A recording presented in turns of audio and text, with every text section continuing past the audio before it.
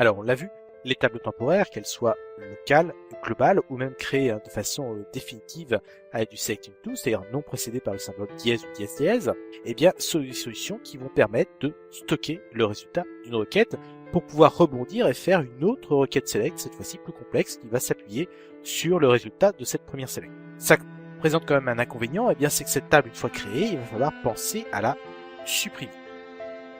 Il est parfois nécessaire simplement de stocker le jeu de résultats de façon extrêmement temporaire. À la limite, est-ce qu'il faut vraiment le stocker? Finalement, ça va être SQL Server de choisir le bon moyen pour vous permettre de réutiliser cette information, simplement le temps de traiter cette information par une nouvelle requête. Pour ça, eh bien, SQL Server nous propose les tables dites CTE. Ces tables dites CTE, eh bien, ont une portée locale, c'est-à-dire qu'elles restent définies uniquement pour la requête qui suit immédiatement.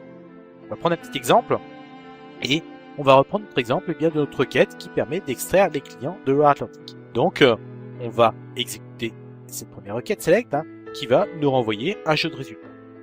Eh bien, grâce à la table CTE, on va dire temporairement, on va renommer ce jeu de résultats comme faisant partie d'une table CTE, c'est-à-dire une table très particulière, qui se nomme CLI44. D'où l'expression with CLI44 as, et on va indiquer la requête select qui permet de remplir ce jeu de résultats CLI44.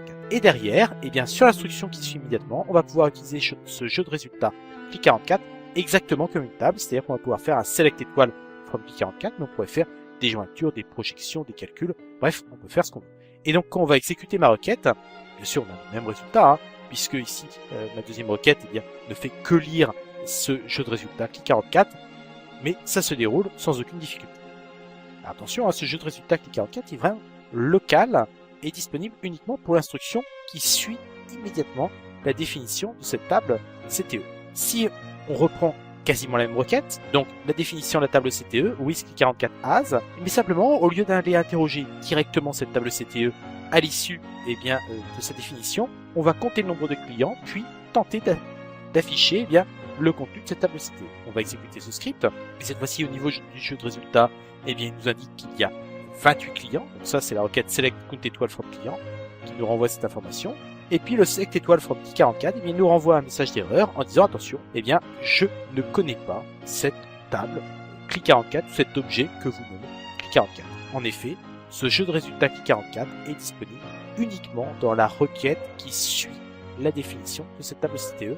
C'est-à-dire que ici, dans le cas présent, cette table était visible uniquement jusqu'au point virgule. Une fois passé le point virgule, c'est-à-dire une fois passé la requête select qui suit la définition de la table CTE, cette table CTE n'était plus disponible, n'était plus visible.